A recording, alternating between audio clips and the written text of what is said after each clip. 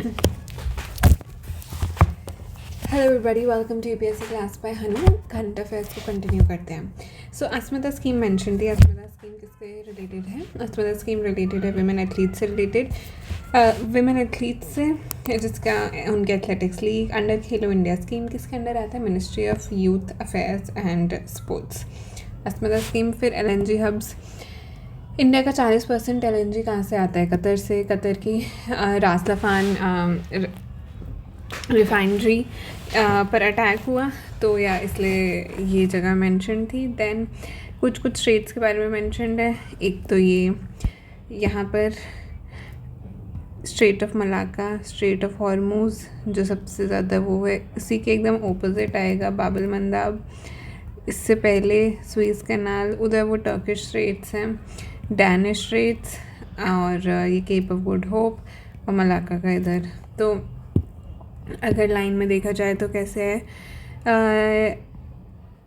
इधर आता है स्ट्रेट ऑफ हॉर्मूज, इधर आता है बाब एल मंदाब और इधर आता है स्वेज कैनाल इजिप्ट वाली तरफ। ओके, अब हम आते हैं बायोफैक यानी FACH। ये क्या है? ये एक जर्मनी का exhibition of organic products, Nuremberg Germany में इंडिया को country of the year designate किया। तो बायोफैक से रिलेटेड है, ऑर्गेनिक प्रोडक्ट्स की एक एग्जीबिशन है। अब inclusion and exclusion and SC/ST list. तो एक केस हुआ था जिसके अंदर पुडुचेरी की एक गर्ल का, जिसके अंदर जो SC ने सर्टिफिकेट दिया था उनको of SC certificate on the basis of mother's caste, क्योंकि फादर जो थे वो SC कास्ट के नहीं थे और अभी तक फादर की कास्ट के बेसिस पे SC/ST का जो सर्टिफिकेट है वो दिया जाता था।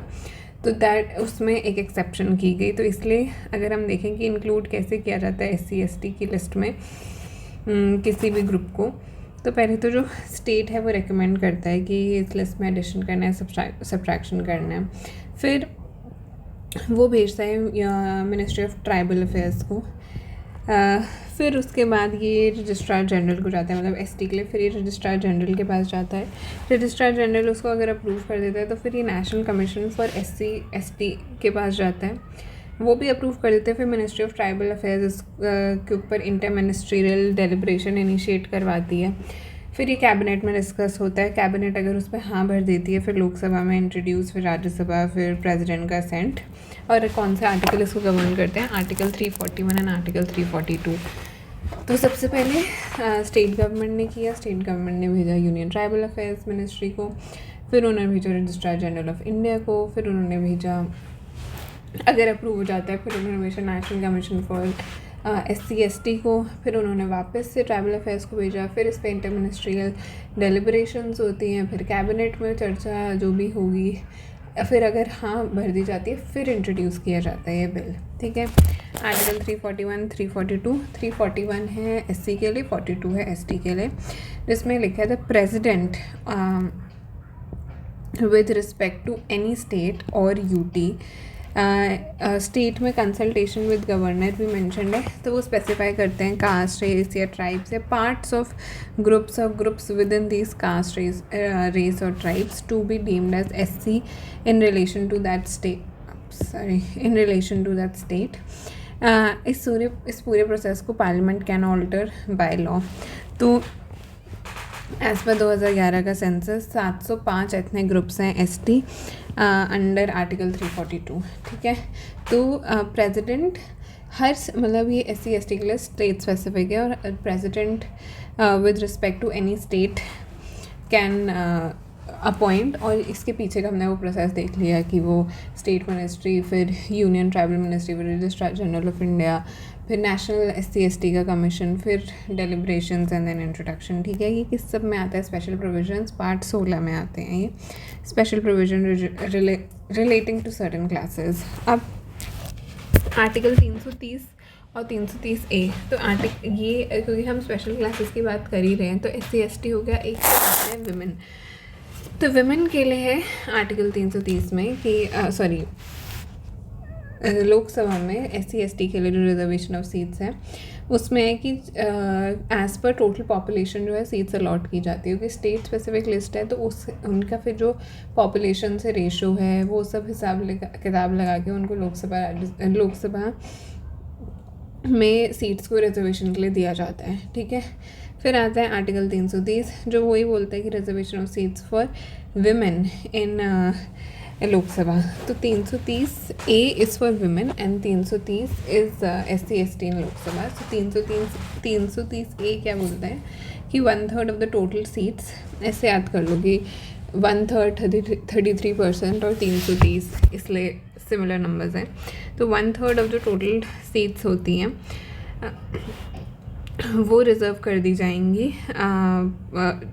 1/3 of total seats of article 330 मतलब जो SC/ST की सीट्स हैं रिज़र्व करी गई हैं उसकी 1/3 सीट्स वुमेन के लिए रिज़र्व कर दी जाएंगी and 1/3 of the total seats including number of seats reserve for women SC/ST of Lok Sabha for women वो रिज़र्व की जाएगी। तो मतलब जो जितनी भी टोटल सीट्स हैं उनमें से 1/4 सीट्स जो हैं वो वुमेन के लिए रिजर्व्ड है और जो SC/ST की सीट्स हैं उसके अंदर से भी 1/4 सीट्स जो हैं वो वुमेन के लिए रिजर्व्ड है। अब जो आर्टिकल 331 है उसको तो एबॉलिश कर दिया गया, वो एंग्लो इंडियन से रिलेटेड था। 332 के इज़ अबाउट लेजिस्लेटिव असेंबलीज़ में रिजर्वेशन। 332 इज सेम चीज़ पर विमेन का लेजिस्लेटिव असेंबलीज़ में रिजर्वेशन। फिर 334 और 335। अब 334 जो है वो ये बोलता है कि जो विमेन रिजर्वेशन का इफ़ेक्ट है it will be after delimitation after the first census after ये जो 106 कॉन्स्टिट्यूशनल अमेंडमेंट एक्ट। तो 106 कॉन्स्टिट्यूशनल अमेंडमेंट एक्ट किससे रिलेटेड है, विमेन की सीट्स की रिजर्वेशन से रिलेटेड है। और कितने समय तक रहेगा ये इन प्लेस, ये रहेगा 15 साल तक। अब जो 335 है that's claims of SC/ST to services and post. तो उसमें कहा गया है कि claims have to be taken into consideration while maintaining efficiency of administration और वो अपॉइंटमेंट्स कर देते हैं टू यूनियन या स्टेट। बट इसमें वही आखिरी लाइन में सब कुछ सारी पावर दे दी गई that nothing shall prevent making of any provision in favour of SC/ST। चाहे फिर आप क्वालिफाइंग मार्क्स को कम कर दो in any exam for reservation and matters of promotion, मतलब इन मैटर्स और promotion to any class service और यूनियन और स्टेट। ठीक है, तो प्रमोशन का भी वर्ड भी मेंशन्ड है और ये भी मेंशन्ड है कि वाइल मेंटेनिंग द एफिशिएंसी 335 में ये है। तो 330A इज़ अबाउट वुमेन का reservation Lok Sabha and 330 is about reservation of seats for SC/ST in Lok Sabha. 330A is women का reservation of the total seats and women का reservation within SC/ST। ठीक है, अब ठीक है ये हो गया। अब हम आते हैं कॉफ़ी पे। तो कॉफ़ी इज़ मेंशन क्योंकि अभी वही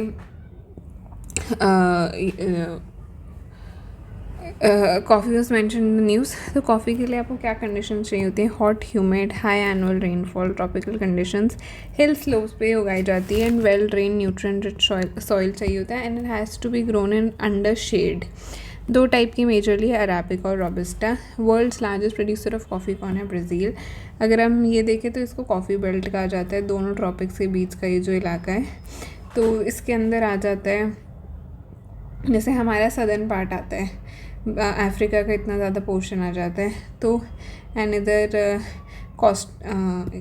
इधर कोस्टारिका, होंडुरास, पनामा, इधर हवाई, फिर पेरू, कोलंबिया, ब्राज़ील ये इधर आ गया। फिर इधर Rwanda, Uganda, Ethiopia, Kenya, Yemen.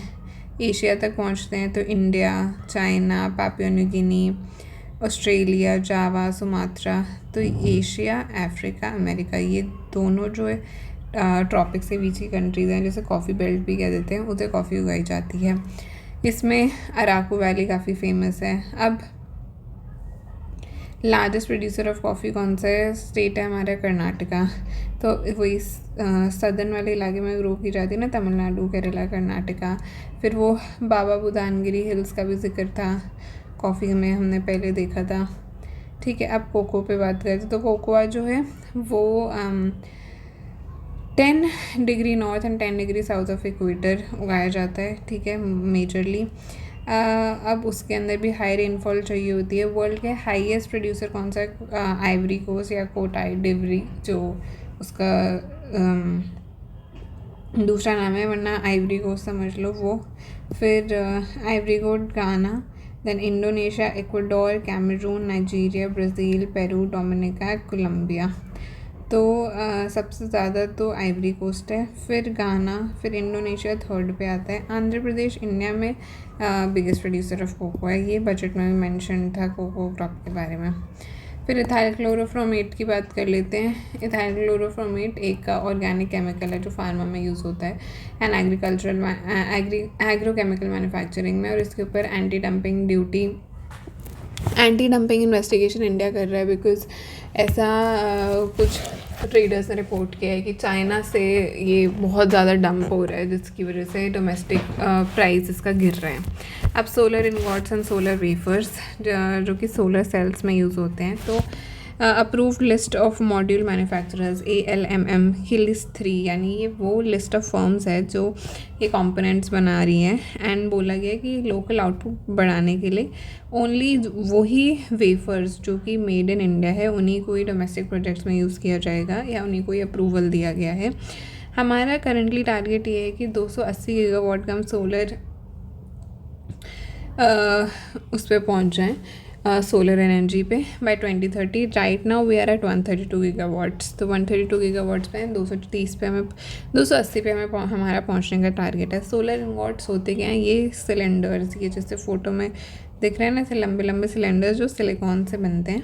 फिर इन लंबे लंबे सिलेंडर से बनता है वेफर, फिर सेल, फिर पैनल। तो सोलर इनगॉट सिलेंड्रिकल या square blocks of extremely high purity of silicon, ये फंडामेंटल रॉ मटेरियल है, क्योंकि सिलिकॉन ये तो सिलिकॉन ऑक्साइड्स वगैरह इंपोर्ट करके उसमें सिलिकॉन निकाला जाता है, फिर इनगॉट्स बनते हैं, फिर वेफर बनते हैं, फिर सेल, फिर पैनल। अब सोडियम एंटीमोनेट, जिसका बजट में भी जिक्र था, ये यूज़ किया जाता है in production of high performance solar glass for photovoltaic modules. इससे ऑप्टिकल क्लैरिटी आती है, वो उस पूरे मोल्टन मिक्सचर में बबल्स नहीं आने देता। सोडियम एंटीमोनेट का तो ये काम हो गया। फोटोवोल्टाइक या सोलर सेल क्या करते हैं? ये सनलाइट को डायरेक्टली इलेक्ट्रिसिटी में कन्वर्ट कर लेते हैं। It's a semiconductor device. इसमें वो सब आ जाता है, N layer, P layer, substrate layer, और वैकेंसी और इलेक्ट्रॉन कैसे मूव कर रहा है वो सब कुछ। Cells are made from silicon, और वो एब्जॉर्ब करते हैं फोटोन को, फिर इलेक्ट्रॉन रिलीज़ कर देते हैं, DC। तो इंडिया जो है वो सिलिकॉन ऑक्साइड और सिलिकॉन सैंड को इम्पोर्ट करता है, और फिर उसमें से ये सब हम एक्सट्रैक्ट करते हैं। रिलायंस इंडस्ट्रीज इसमें काफ़ी बड़ा रोल प्ले करता है। तो ये तो हो गई हमारी सिलिकॉन की बात। और जो हमारी फर्स्ट चिप जो हमने बात की थी, विक्रम 32-बिट, विक्रम 3201 इसरो की, जो खुद हमने फैब्रिकेट की है, तो एक वो हो गया। फिर भव्य प्लान किसके बारे में? It is a plug and play industrial parks की स्कीम है अक्रॉस द कंट्री। 100 बनाने का टारगेट है।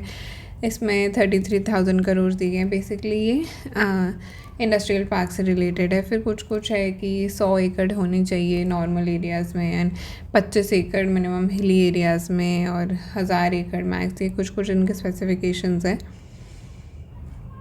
इसमें प्राइवेट सेक्टर भी इन्वॉल्व है, सेंटर है, स्टेट है। Now it has been integrated with PM Gati Shakti, ease of doing business, single window clearances, वो सब है। तो Bhavya is of industrial parks बनाने का प्लान। फिर एथेनॉल ब्लेंडिंग बियॉन्ड 20%, तो जैसे कि किल्लत हो रही है, प्राइसेस बढ़ रहे हैं ऑयल के, तो जितने भी ये शुगर मैन्युफैक्चरर्स वगैरह हैं वो बोल रहे हैं कि हमें एथेनॉल की ब्लेंडिंग जो है वो 20% से ज़्यादा बढ़ा देनी चाहिए। तो अभी 1 अप्रैल से हम एथेनॉल ब्लेंडेड पेट्रोल ही मिलेगा, ऐसा प्लान है। तो करेंटली हमारी जो डिस्टिलेशन कैपेसिटी है वो 2000 करोड़ लीटर है, जो sugar and green based ethanol होता है। तो हम इसको यूटिलाइज़ करके और एथेनॉल को पेट्रोल में ब्लेंड कर सकते हैं। अब हमें करेंटली इंडिया जो है वो इम्पोर्ट करता है 85% ऑफ इट्स क्रूड ऑयल। तो हमें क्यों चाहिए इथेनॉल, हम क्यों वो करें? पहला, एक तो जो हमारा सरप्लस है ग्रीन्स का वो यूज़ हो जाएगा। दूसरा, जो हमारे surplus grains is not the primary thing. पहला तो हमारे इम्पोर्ट्स कम होंगे तो हमारा फॉरेक्स बचेगा, हम ये ग्लोबल वॉलेटाइल सिचुएशन से बचेंगे, हमारा हमारी सप्लाई डिस्टर्ब नहीं होगी, हमारे पास एक अपना खुद का एक बैकअप प्लान होगा। और दूसरा, हमें अपने कंबशन के एमिशन को कम करने होंगे। जो एथेनॉल ब्लेंडेड पेट्रोल होता है वो कम एमिशन रिलीज़ करता है ग्रीन हाउस गैसेस के। तो दो फ़ायदे, एक तो पैसा भी बचेगा, एमिशंस भी कम होंगे, फिर जो हमारा नेट न्यूट्रलिटी का टारगेट है वो अचीव करने में हमारी हेल्प होगी, वो सब। तो अब इस होता क्या है कि जो क्रॉप है उसकी फर्मेंटेशन, जैसे कॉर्न, मेज़, शुगर, मोलासेस, इन सब की फर्मेंटेशन से फिर इनकी प्यूरिफिकेशन, देन एथेनॉल बनता है। एथेनॉल को पेट्रोल में ब्लेंड किया जाता है, transport and then fuel station से हमें मिलता है। तो सब बहुत गुडी बातें हो गई एथेनॉल के बारे में। पर इसमें दिक्कत क्या है कि इथेनॉल इज़ हाइग्रोस्कोपिक नेचर, मतलब पानी को एब्जॉर्ब करता है वो, यानी वो होता है करोसिव। तो अब जो 2023 के बाद से जो है डिवाइसेस हैं हमारे यहाँ, हमारे व्हीकल्स हैं हमारे यहाँ, वो तो उनके इंजन ऐसे बने हैं कि वो एथेनॉल कंपैटिबल हैं। लेकिन जो और इंडिया में करीबन 15 साल उम्र होती है व्हीकल की।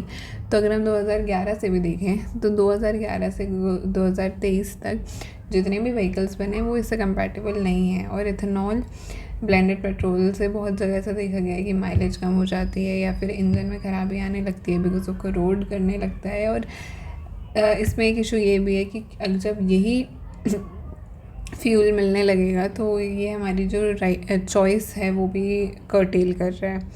Even if you want to pay more you can not get it.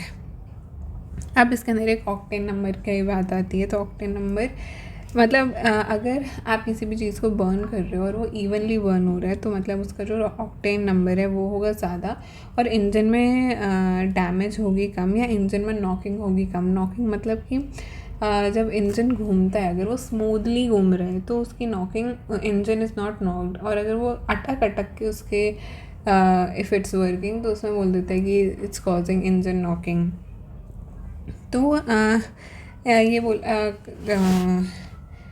तो ये बोला गया है कि जो एथेनॉल है उसकी हम हाई ऑक्टेन रेटिंग देंगे, उसकी एंटी नॉकिंग प्रॉपर्टीज़ होंगी, बेटर एफिशिएंसी होगी, मतलब सब कुछ बहुत बढ़िया होगा। अब E20 जो है वो एथेनॉल ब्लेंडेड पेट्रोल, मतलब 20% आपको पेट्रोल में एथेनॉल को मिला देना है। तो ये होगी सब एथेनॉल की बातचीत। अब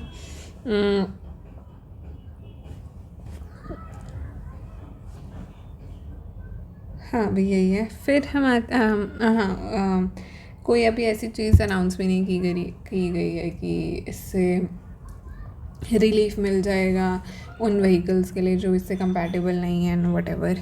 फिर कॉटन कोऑपरेशन ऑफ इंडिया पे आते हैं। So cotton cooperation of India क्या है? PSU है, किसके अंदर? Ministry of textiles. क्या काम है इसका कि जो MSME के ऑपरेशंस होते हैं फॉर कॉटन फार्मर्स, उनको ये मतलब ये उनका इंचार्ज है। हेडक्वार्टर्स क्या है? मुंबई में। कॉटन एंड क्या ये किस एक्ट के अंदर रजिस्टर्ड है? Companies act. तो इन वर्ल्ड में सबसे ज़्यादा प्रोड्यूसर ऑफ कॉटन कौन है? चाइना, क्योंकि उनके पास बहुत एडवांस टेक्नोलॉजीज़ हैं और उन्होंने सीड्स में भी काफ़ी एडवांसमेंट कर लिए। इंडिया में सबसे ज़्यादा कहाँ होता है? गुजरात में। अब क्या कंडीशन चाहिए होती है कॉटन को? 21 से 22 डिग्री, 210 फ्रॉस्ट फ्री डेज और ब्लैक सॉइल होना चाहिए। डेक्कन, मालवा प्लेटू गुजरात। जैसे अगर इधर देखो तो देखिएगा कि ये गुजरात, महाराष्ट्र, तेलंगाना, राजस्थान, कर्नाटका, आंध्र प्रदेश, तो गुजरात में सबसे ज़्यादा है। So Gujarat is the largest producer, वो भी सौराष्ट्र के रीजन में। ठीक है, अब हम आते हैं आगे। हाँ, तो ये हो गया कॉटन कोऑपरेशन क्या है? PSU एथेनॉल ब्लेंडिंग हो गया, भव्य स्कीम हो गया, सोलर इनगॉट्स एंड वेफर्स हो गया, कोको के बारे में हो गया, कोकोआ एंड कॉफ़ी के बारे में हो गया, कॉटन का भी हो गया, LNG हब्स हो गए। ठीक है, अब आगे बढ़ते हैं, नेशनल फ्लैग की बात करते हैं। तो अभी एक वो कंट्रोवर्सी हो गई थी कि हार्दिक पांड्या ने फ्लैग को like something related to him कि उन्होंने फ्लैग को ढंग से नहीं वो करा when he had the flag draped around him, तो कुछ ऐसा मतलब उस पर कुछ कंट्रोवर्सी थी। तो मुद्दे की बात यह है कि नेशनल फ्लैग के बारे में पढ़ना है। तो 1907 में जो Calcutta flag it was design by Sachindra Prasad Bose ji and Sukumar Mitra ji, उन्होंने सुरेंद्रनाथ बैनर्जी को दिया जो कि उस समय कांग्रेस के प्रेसिडेंट थे। एंड ये मतलब डिज़ाइन इन्होंने दिया था सुरेंद्रनाथ जी को। किन्होंने दिया था? भूपेंद्र दत्त जी ने, जो कि स्वामी विवेकानंद जी के छोटे भाई। तो अब वो वाला जो झंडा था it was inspired by the French revolution. उसके अंदर 3 हॉरिजॉन्टल स्ट्रिप्स थी ऑफ रेड, ग्रीन, येलो और 8.5 ओपन लोटसेस थे। फिर उसके बाद आया कि सिस्टर निवेदिता जो स्वामी विवेकानंद जी की डिसाइपल थी, उन्होंने एक वज्र वाला फ्लैग बनाया, मतलब थंडरबोल्ट। स्वदेशी मूवमेंट में वो यूज़ भी हुआ। फिर बीकाजी कामल जी ने 1907 में फ्लैग को सबसे पहली बार जब लहराया था आउटसाइड इंडिया स्ट्रगर्ड बर्लिन में, तो उस पर वर्ड्स लिखे हुए थे वंदे मातरम। फिर एनी बेसेंट जी ने 1917 में होम रूल लीग में 9 हॉरिजॉन्टल स्ट्राइप्स का एक फ़्लैग यूज़ किया था, कोयम्बटूर। फिर जो ऐसा फ्लैग हमें आज दिखता है वो 1916 में हुआ था, बेंगाली वेंकैया जी ने डिज़ाइन किया हुआ। एक बुक भी है उनकी, है नेशनल फ्लैग फॉर इंडिया। फिर आफ्टर 5 years फिर जो महात्मा गांधी जी ने फ्लैग पे चरखा इंट्रोड्यूस करवाया जो सिंबल ऑफ सेल्फ रेजिलियंस था। एंड नाउ अब सॉरी नॉट रेजिलियंस,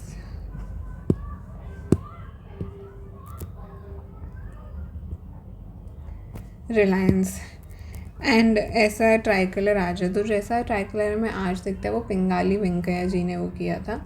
एंड पहले उस पर चक्र था, चरखा था। फिर सारनाथ लैंड कैपिटल से लिया हुआ अशोक चक्र आ गया। अब हम फिर उसके बाद क्विट इंडिया मूवमेंट 1942 में जो फ्लैग था वो it had to be hosted by Abdul Kalam ji, पर फिर उनके अरेस्ट हो गए थे वो, तो अरुणा असफ अली जी ने बॉम्बे में झंडे को लहराया। ठीक है, तो क्विट इंडिया मूवमेंट में लहराया गया झंडा बाय अरुणा असफ अली जी और बेंगाली वेंकैया जी ने 1916 में उसको डिज़ाइन किया। उससे पहले बहुत सारे वर्जन आए। सबसे पहला वाला जो वर्जन था वो फ्रेंच रेवोल्यूशन से रिलेटेड था। 9 stripes and 3 horizontal stripes and 8.5 open lotuses of red, green, yellow colour की वो स्ट्राइप्स थी।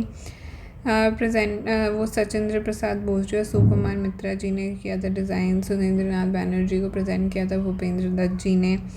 फिर बीकाजी कामा जी ने जो वो करा था उसके अंदर वंदे मातरम लिखा हुआ था। जो स्वामी विवेकानंद जी की डिसाइपल सिस्टर निवेदिता जी ने जो फ्लैग कर रहा था डिज़ाइन, उसके अंदर वज्र या थंडरबोल्ट था and that was used during the स्वदेशी मूव। अब फ्लैग कोड ऑफ इंडिया की बात कर लेते हैं 2002। तो इसमें ये जो लास्ट मतलब फ्लैग डिज़ाइन है वो है बेंगाली वेंकैया जी ने किया है। अब इस कोड की बात कर लें तो सॉरी कोड से पहले कुछ बेसिक बातें वो कर लें कि अडॉप्ट कब किया गया था। 22 जुलाई 1947 कॉन्स्टिट्यूएंट असेंबली में अडॉप्ट हुआ था ये। तो 22 जुलाई 1947 में इट वॉज अडॉप्टेड। और फ्लैग डिज़ाइन कब करा था, किन्होंने करा था? बेंगाली वेंकैया जी ने किया था। फ्लैग कोड ऑफ इंडिया के अंदर लिखा है कि लेंथ टू हाइट का रेशो जो है वो 3:2 होना चाहिए। Shape should be rectangular. Saffron strength, courage, white colour, peace, green, fertility, growth. Ashok Chakra जो है उसकी 24 स्पोक्स हैं उसके अंदर, which is the wheel of dharma. कहाँ से लिया गया? Lion capital of Sarnath. जो ये बोलता है that life is in movement, death in stagnation, ये इसका like that's what it signifies. फिर फ्लैग कोड ऑफ इंडिया के अंदर ही prevention of insults to national honours act का भी जिक्र है 1971। अब ये एक्ट सेपरेटली क्या बोलता है? पहली बात तो नेशनल ऑनर्स एक्ट तो इसमें किन किन चीज़ों को ऑनर करने के बारे में ज़िक्र है। एक तो हमारा नेशनल फ्लैग, हमारा constitution and singing of the national anthem. तो नेशनल एंथम की सिंगिंग में ये है कि अगर कोई भी इंटेंशनली प्रिवेंट करता है या कॉज करता है disturbance in singing of the national anthem तो दैट्स एन इंसल्ट। अब इसमें अमेंडमेंट किया गया था 2022 में इस एक्ट में, नेशनल ऑनर्स एक्ट में, जिसमें कहा क्योंकि हर घर तिरंगा कैंपेन करना था तो इट वाज परमिटेड कि respectful display of national flag on clothing and apparel, इसको परमिट कर दिया गया था। और एक चीज़ और जो परमिट करी गई थी दैट वाज ये वाला जो अमेंडमेंट है ये बाद में आया था। जो 2022 का में 2 अमेंडमेंट्स आए थे हर घर तिरंगा कैंपेन के लिए। एक तो ये कि उसको सिंथेटिक पे भी प्रिंट करना अलाउ कर दिया गया था, and secondly it can be displayed in open and public places from day to night. Otherwise रात में फ्लैग को नहीं लहरा सकते। ऐसे फ्लैग कोड ऑफ में अलग अलग उसके मतलब वो हैं चीज़ें मेंशन है। तो ये अमेंडमेंट्स किए गए। Then Naveen Sindhal, union of India versus Naveen Sindhal जो केस था उसके अंदर fundamental right to fly the national flag, इसके बारे में ये केस था कि जो right to fly national flag है, that right to fly the national flag comes under the right to freedom of speech and expression as per article 19। तो ये union of India versus Naveen Jindal जो केस हुआ था उसके अंदर झंडा लहराने को फंडामेंटल राइट करार किया गया। देन जो फ्लैग है that is stitched at Karnataka Khadi Gramodyog Samyukta संघ जो कि बेंगारी विलेज हुबली कर्नाटका में, यहाँ पर ये धारवाड़ के अंदर कर्नाटका, यहाँ पर ये स्टिच किया जाता है। And it is the only BIS मतलब bureau of Indian standard certified जगह है जिसके अंदर which is authorise to produce and supply national flag. लेकिन अब 2022 में अलाउ कर दिया गया था, नहीं 22 वाला बाद में करा है अभी। इसमें ये 21 में अलाउ कर दिया गया था कि आप सिंथेटिक फ्लैग्स या पॉलिएस्टर या मशीन मेड इन सब पर भी आप कर सकते हो। कि सिंथेटिक पे भी अलाउड है and it can be displayed in public and open spaces and flown from day to night. अब वर्ल्ड ट्रेड ऑर्गेनाइजेशन कब इस्टेब्लिश हुई? 1995 में। It's quite recent. Marrakesh treaty and this succeeded GATT यानी general agreement on tax and tariff, general agreement on trade and tariffs. And ये world war 2 के बाद फिर हुआ जिसके अंदर वो टर्म आता है कि बैरियर्स हटा दिए जाएंगे and MFN most favoured nation का जो टर्म है।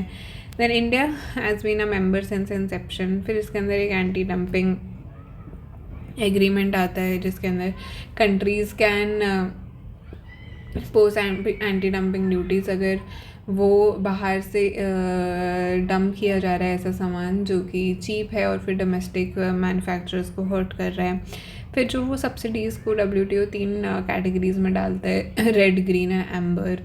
रेड जो प्रोहिबिटेड है, ग्रीन जो कि अलाउड है, एम्बर जो इन विद इन लिमिट्स हैं। तो एम्बर के अंदर ही आता है जो हमारे डोमेस्टिक सपोर्ट मेजर्स हैं ना, जैसे कि MSP वगैरह।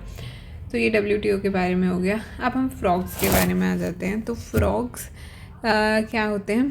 फ्रॉग्स हैं एम्फीबियंस, वर्टिब्रेट हाँ, इंसेक्ट ईटिंग हाँ, एंड पेस्ट कंट्रोल के लिए काफ़ी इम्पोर्टेंट है। अब ग्लोबल एम्फीबियंस रिपोर्ट निकाली IUCN ने जिसके अंदर ये बताया गया कि जो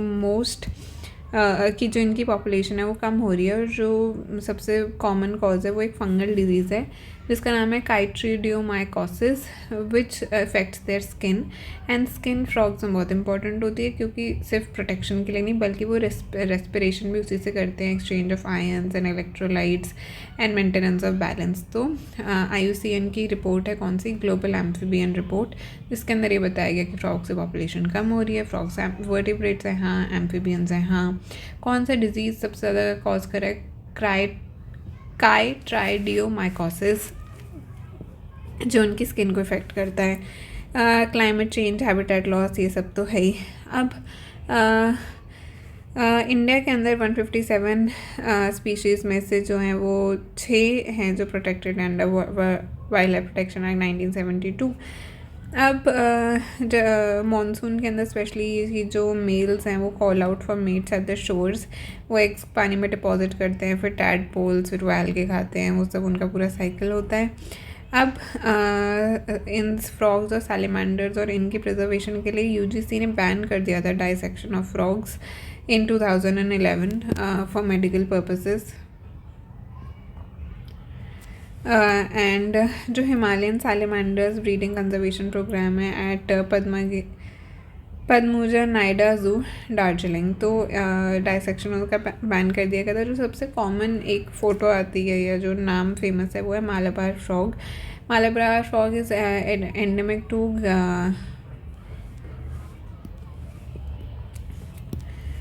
वेस्टर्न घाट्स। क्या इसका कॉमन ट्रेट है, ग्लाइडिंग, क्योंकि इसकी वेबिंग होती है बिटवीन द टोज, जैसे दिख रहा है ना यहाँ पे बहुत बड़े बड़े इसके वेब्स होते हैं, मतलब स्किन होती है बिटवीन द टोज, जिससे ग्लाइड कर पाता है। अर्बोरियल स्पीशीज़ है, ट्रीज़ पे रहते हैं।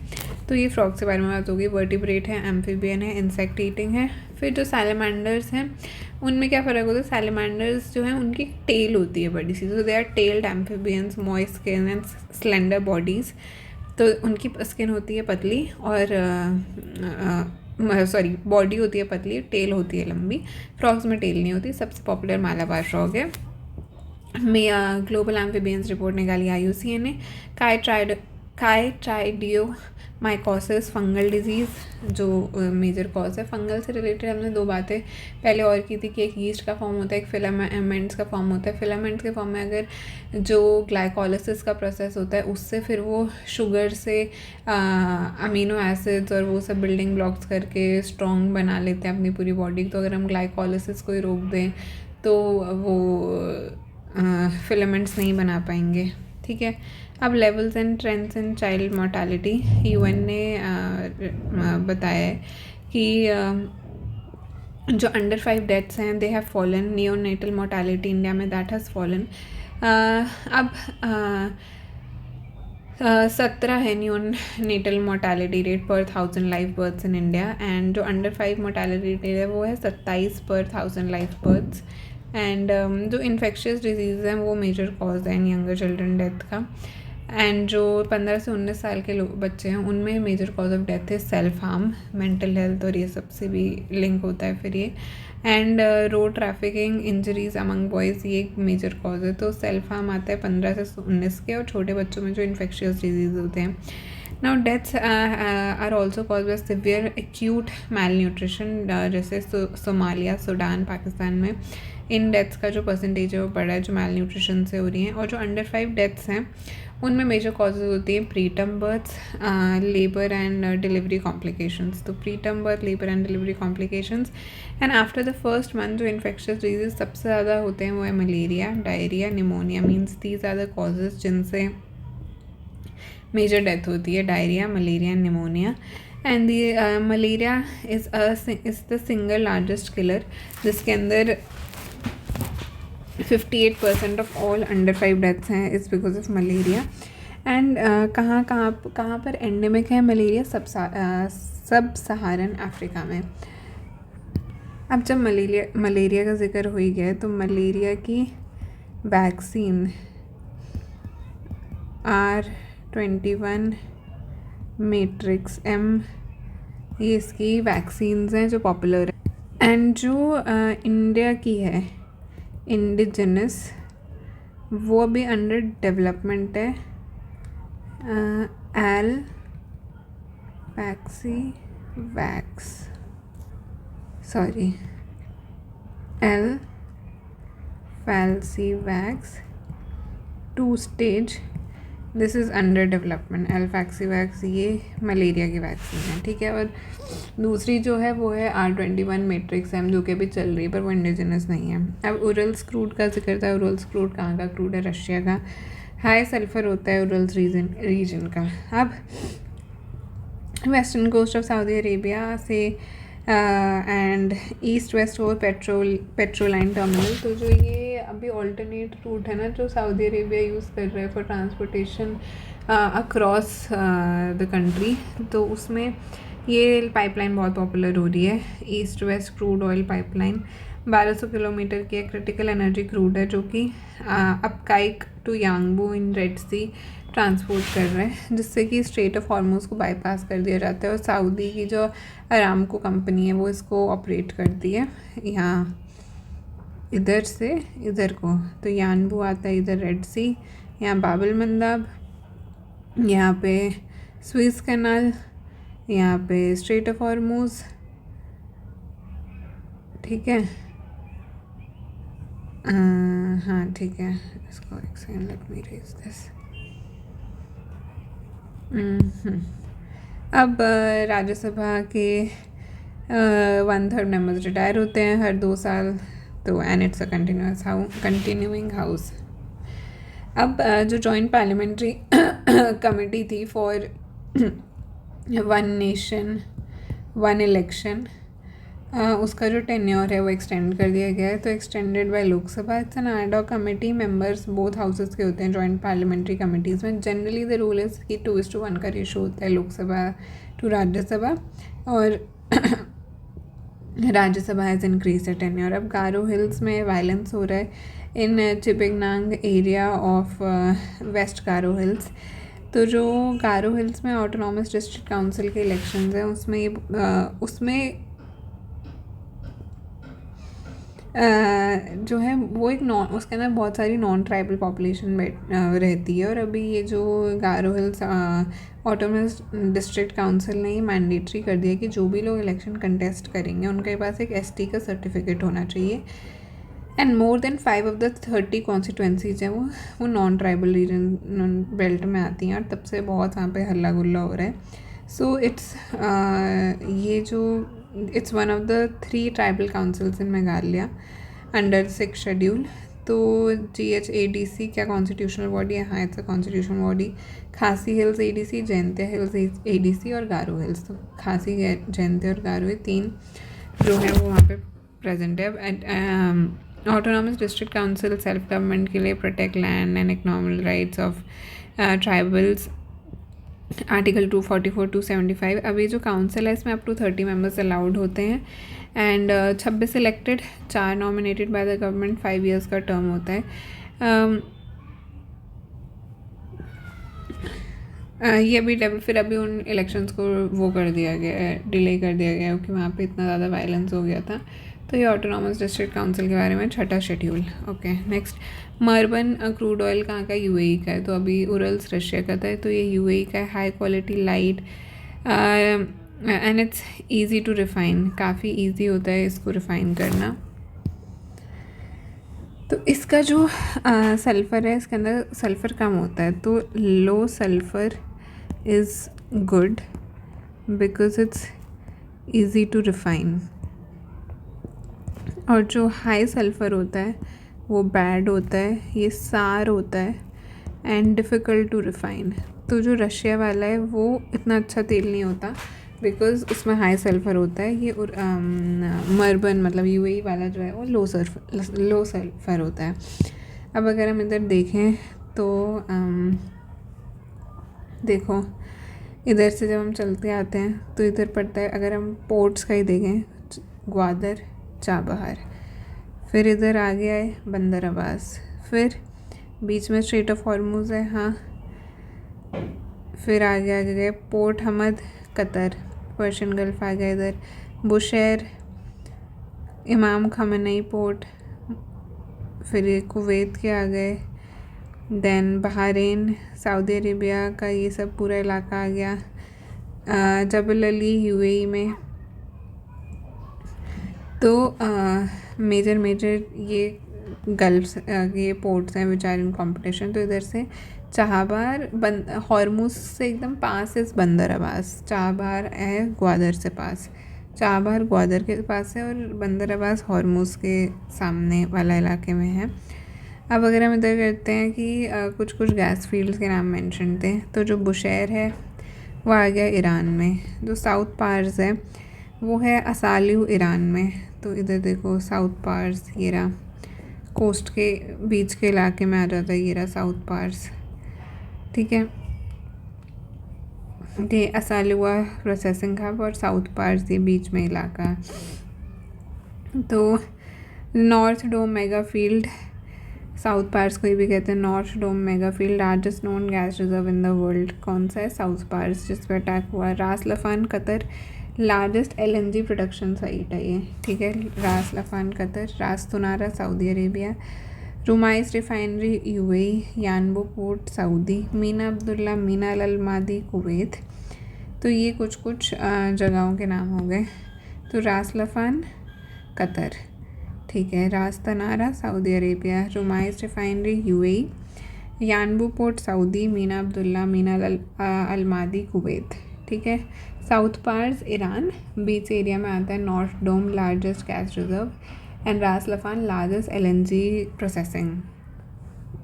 अब लार्ज हैड्रन कोलाइडर न्यूज़ में था, तो ये क्या है? इट्स लार्ज हैड्रन कोलाइडर, ये वही है जिसने हिग्स बोसॉन पार्टिकल भी डिस्कवर किया था इन 2012। तो ये पार्टिकल्स को it sends around an underground ring at very high speed. जब वो इतनी भारी भारी स्पीड्स पे भेजता है तो and then it generates, then अलग अलग उससे मतलब वो इस तरह अपनी रिसर्च कंडक्ट करता है। तो it is world's most powerful particle smasher. Geneva under France, Switzerland and उसके बॉर्डर पे आता है, मतलब अंडरग्राउंड ये है। देन उसने अपना 80वां पार्टिकल डिस्कवर किया है जिसका नाम है CCC+, which is similar to proton but 4 times heavier. And इसे ये भी बोलते हैं LHCb। तो LHCb डिटेक्टर, बैरन्स को भी ये वो करता है डिटेक्टर, तो इसलिए and baryons are made up of quarks. Basically नया पार्टिकल डिस्कवर किया CCC+। फिर इसे मैनेज कौन करता है? CERN, European organisation for nuclear research and particle physics lab. तो ये CERN के अंडर आता है यूरोपियन। देन 80वां पार्टिकल कौन था? CCC+, similar to proton, 4 times heavier. Higgs boson भी उन्होंने डिस्कवर किया था। ठीक है, and it's world's heaviest world's most powerful particle smasher. अब हम राइट टू एजुकेशन पे आ जाते हैं, जिसका शेड्यूल 9 ये कहता है कि बैरियर फ्री एक्सेस होना चाहिए एजुकेशन के लिए, separate toilets for boys and girls वगैरह। ये वो मेंस्ट्रुअल हेल्थ के रिगार्ड में था। अब ड्रूज़ ये कौन है? तो इनकी पॉपुलेशन दे आ रहा है माइनॉरिटी इन सीरिया। सीरिया का एक इलाका है स्वेदा जिसके अंदर ये बस है, वहाँ ही है मेजॉरिटी में, otherwise in whole Syria there an minority. क्या ये मुस्लिम्स हैं? नहीं, ये उनसे थोड़े अलग से हैं। They are Arabic speaking ethno religious minority from Levant. अब ये रीजन कौन सा है? ये वो रीजन है जो कि मेडिटेरियन से लगता है, इधर मेडिटेरियन, और इधर ये बाकी के इनके इलाके हैं जो इसमें आते हैं, Syria, Jordan, Lebanon, Israel, Cyprus. तो मिडल ईस्ट के इलाके, लेकिन मेडिटेरियन से लगते हुए उनको लेवेंट बोलते हैं। तो एंड फिर इसमें गोलन हाइट्स भी आ गया। Golan heights is territory of Syrian territory occupied by Israel. अब Levant is sub region of west Asia long eastern Mediterranean part of middle east. ठीक है, हाँ, साइप्रस ये है। अब हम बात करते हैं XP95 जो कि प्रीमियम पेट्रोल है, उस पर रेट बढ़ा दिए गए हैं। तो XP95 क्या है? Premium petrol. और CCC+ क्या है? जो लार्ज हैड्रन कोलाइडर ने जो पार्टिकल डिस्कवर किया है वो। अब XP91 जो है वो हमारा नॉर्मल पेट्रोल, XP91 ऑक्टेन का जो है वो हमारा नॉर्मल पेट्रोल होता है। अब तो XP95 higher octane power, higher, वो उतना ही इवनली बर्न करता है और उतना ही क्लीनर होता है, वो उतनी एफिशिएंसी ज़्यादा होती है। तो ये हो गया XP95 और XP91। अब हम बात करते हैं श्रीनगर के बदामवारी कारपेट क्लस्टर के बारे में। तो जो बदामवारी है ये गार्डन भी है जो कि हरी पर्वत के पास है। अब क्यों ये कारपेट क्लस्टर न्यूज़ में आ रहा है, क्योंकि जहाँ पे जो कारपेट्स हैं या जो इसमें जगहें हैं they are named after Iranian cities. Kashmiri and Persian carpets का बहुत इंटरमिंगलिंग रहा है। तो ईरानियन डिज़ाइंस को रेप्लिकेट करते हैं। सिटीज़ के नाम करमनशाह, कशान, तब्रेज़, खोरसान, इस्फहान, हमदान, अर्दाबिल, मशाद, कुम, शिराज, ये सब जो है ईरानियन सिटीज़ के नाम है। और इन्हीं के तरह से उन्होंने अपने क्या बोलते हैं कारपेट्स को डिज़ाइन करा है। अब जो national trust for art and cultural heritage है वो इन सब चीज़ों को ओवरसी करता है। उस ज़्यादा इम्पॉर्टेंट ये है कि श्रीनगर को 2025 में वर्ल्ड क्राफ्ट सिटी का टैग दिया गया था बाय वर्ल्ड क्राफ्ट्स काउंसिल, क्योंकि वहाँ पे pashmina, wood carving, paper mache, ये सब क्राफ्ट्स हैं। क्या ये ओनली सिटी है? नहीं, 4 और सिटी हैं, जयपुर, मलापुरम एंड मैसूर, और एक हो गया श्रीनगर। यहाँ पे अब हम बात करते हैं promotion and regulation of online gaming act. तो इसके अंदर क्या है कि कौन क्या जो सर्विसेज बाहर इंडिया से प्रोवाइड हो रही हैं, मतलब इंडिया में प्रोवाइड हो रही है लेकिन बाहर से, क्या वो भी काउंटेड है? हाँ, वो भी काउंटेड है। Services offered in territory of India और operated from outside India both are counted. जिसके अंदर ई स्पोर्ट को डिफाइन किया गया है। हाँ, ई स्पोर्ट को डिफाइन किया गया है। ई स्पोर्ट इनको प्रॉपर एक लेजिटिमेट एग्जिस्टेंस दिया गया under national sports governance act 2025। अब हम इंडियन मेट्रोलॉजिकल डिपार्टमेंट की बात करते हैं, क्योंकि अभी जो बारिश हो रही है ये अनटाइमली, वो भी इतनी ज़्यादा। तो इंडियन मेट्रोलॉजिकल डिपार्टमेंट किसके अंदर आता है? मिनिस्ट्री ऑफ अर्थ साइंसेज के अंदर। अब जो वर्ल्ड मेट्रोलॉजिकल ऑर्गेनाइजेशन है जिसका इंडिया मेंबर है, उसमें ये मैंडेट है कि जो भी मेंबर कंट्रीज़ हैं उनको ही लेजिस्लेशन डेवलप करना है फॉर हाइड्रोमेट्रोलॉजिकल सर्विसेज। पर इंडिया के पास ऐसा कोई ओवर आर्किंग कोई लेजिस्लेशन नहीं है जो इंडियन मेट्रोलॉजिकल डिपार्टमेंट को गवर्न करे। तो उस पर बात चल रही है कि हमें ऐसा कुछ लेजिस्लेशन लाना चाहिए। अब वेस्टर्न डिस्टर्बेंस की बात करते हैं। तो इस मैप पे अगर ध्यान दिया जाए तो ये रहा मेडिटेरियन सी, अभी बात की थी ना, लेवेंट और वो वाला सब रीजन जो कि यहाँ पर आता है।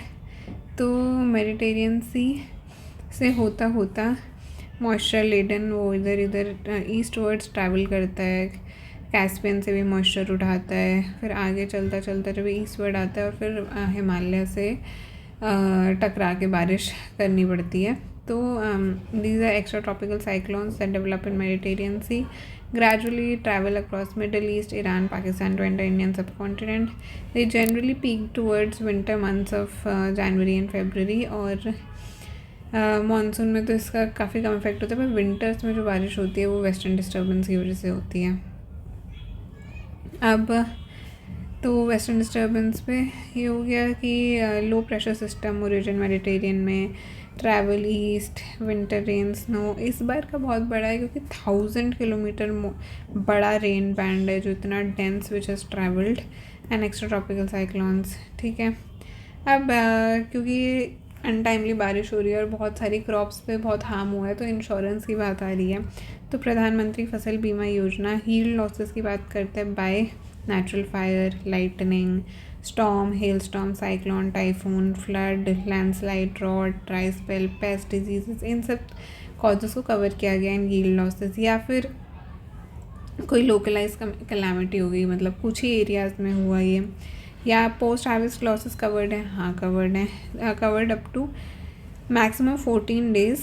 कि अगर जैसे आपने वो फसल काटी है और आपने उसको सुखाने रख रखा था, जैसे द हिंदू में एक वो चिली की फ़ोटो भी आई थी कि सुखाने के लिए रख रखी है। So if it has been cut and spread to dry after harvesting, तो 25% का जो है वो इंश्योर्ड है। तो पोस्ट हार्वेस्ट लॉसेस में ये। देन प्रिवेंटेड सोइंग का मतलब कि फार्मर ने खर्चा कर दिया था कि अब वो सोइंग करेगा, लेकिन वेदर के हालात ऐसे हो गए कि वो सो नहीं कर पाया, but he had incurred the expenses. तो 25% मैक्सिमम सम जो है वो इंश्योर्ड होगा। तो ये अलग अलग कॉजेज है। तो क्या लाइटनिंग कवर्ड है? लाइटनिंग कवर्ड है। ड्रॉट कवर्ड है? कवर्ड है। पोस्ट हार्वेस्ट लॉसेस कवर्ड है? कवर्ड है। क्या कवर्ड नहीं है ये भी ज़रूरी है। एक्सक्लूडेड वॉर राइट्स, उससे जो ख़राब होती है फसल, या कोई मैलिशियस डैमेज या चोरी हो गई या ग्रेजिंग हो गई, मतलब कोई एनिमल ही खा गया आपकी फसल को, इन सब केसेस में नहीं है, because they are preventable damages, ऐसा वो एक्ट मानता है, प्रिवेंटेबल रिस्क। या अगर आपने हार्वेस्टेड क्रॉप को बंडल करके रख रखा था at a place before threshing तो भी नहीं माना जाएगा। अगर आपने सुखाने के लिए रख रखी है तो it will be counted as it will be accepted as a claim। फिर ये प्राइमरी क्रॉप इंश्योरेंस स्कीम है। प्राइमरी क्रॉप जो है आपकी, उसके लिए आपको इंश्योर करते हैं। Insurance charges are payable by the farmers. तो अब इसके अंदर तीनों के लिए अलग अलग रेट हैं, खारिफ राबी हॉर्टिकल्चर। तो जो एक्चुरियल रेट होता है उसके 2% का खारिफ उसका 2% है खारिफ के लिए, 5% है राबी के लिए, और 2% है खारिफ के लिए, 1.5% है राबी के लिए, और हॉर्टिकल्चर के लिए सबसे ज़्यादा है, 5% है। क्या सारे फार्मर्स कवर्ड है? हाँ, all farmers in notified areas, चाहे फिर वो शेयर क्रॉपर हों, ये हों वो हों, जो भी, so all farmers are covered. अब चंबल लैंड माइनिंग के ऊपर सुप्रीम कोर्ट ने इसको मोटो कॉन्फिडेंस भी लिया है कि वहाँ जो सैंड माइनिंग हो रही है उससे हैबिटेट लॉस हो रहा है। तो जब भी चंबल नेशनल सेंचुरी का है on the tri junction of Uttar Pradesh, Madhya Pradesh, Rajasthan, national Chambal sanctuary, घड़ियाल critically endangered, protected under wildlife protection act schedule 1। फिर एक जो वेटनरी ऑफिसर हैं उनकी शिवमोगा डिस्ट्रिक्ट कर्नाटका में डेथ हो गई जब वो एक हिपोपोटामस का टेम्परेचर चेक कर रही थी through non invasive infrared thermography. तो हिपोपोटामस ने उन पर अटैक कर दिया। अब हिपोपोटामस क्या, they are native to India? No, they are not native to India. वो सिर्फ एक कैप्टिविटी में ही पाए जाते हैं, जैसे जू में, बनेरघट्टा में, या फिर अरिगनार अन्ना जू, वांडलूर, चेन्नई में। इनका रिवर साइड हैबिटेट है। तो हिपोपोटामस आपको ऐसे नहीं मिलेंगे, वो they are bred in captivity. अब इलेक्ट्रिसिटी एक्ट 2003 की बात कर लेते हैं। किसके अंडर आता है? पावर मिनिस्ट्री के अंडर आता है। अब जो ministry of new and renewable energy है वो कह रही है कि हमें अथॉरिटी मिलनी चाहिए ताकि हम like we should have our own set of powers, क्योंकि ताकि हम रिन्यूएबल एनर्जी की तरफ मुड़ रहे हैं तो वी शुड ऑल्सो भी मतलब we should also have some power. तो अभी एज ऑफ 31 जनवरी 2026 हमारा क्या स्टेटस है? हमारी नॉन फॉसिल फ्यूल सोर्सेज से बिजली कितनी आती है? 271 gigawatts. Total installed general capacity हमारी कितनी है? 520 गीगावाट्स। अब सोलर से हमारी कितनी आती है? 132 गीगावाट्स। पहुंचना हम कितना चाह रहे हैं? 280 gigawatts. Central electricity regulatory commission जो है क्या एक क्वासी जुडिशियल बॉडी है? हाँ। किसके अंदर इसका क्या काम है? Inter state transmission of electricity, licensing, so all of these come under this. Electricity act 2003 मतलब 2003 अमेंड करके है। देन टैरिफ्स और इस सब का जिक्र करते हैं central electricity regulatory commission which is quasi judicial in nature. तो ये बैलेंस करता है interest of suppliers and consumers. अब सेंट्रल इलेक्ट्रिसिटी अथॉरिटी क्या करती है? अथॉरिटी का काम है, मिनिस्ट्री ऑफ पावर के अंडर आती है, electricity act 2003, safety in power sector और वो सब चीज़ें इलेक्ट्रिसिटी की अथॉरिटी। सेंट्रल इलेक्ट्रिसिटी अथॉरिटी अलग है और रेगुलेटरी कमीशन अलग है। रेगुलेटरी कमीशन इंटर स्टेट की चीज़ें देखता है, ठीक है। अब अंडमान एंड निकोबार की मैपिंग पे आ जाते हैं। ग्रेट निकोबार प्रोजेक्ट में हल्ला हो रहा है उसके ऊपर, तो या इसको हम नेक्स्ट में यहाँ से कंटिन्यू करते हैं।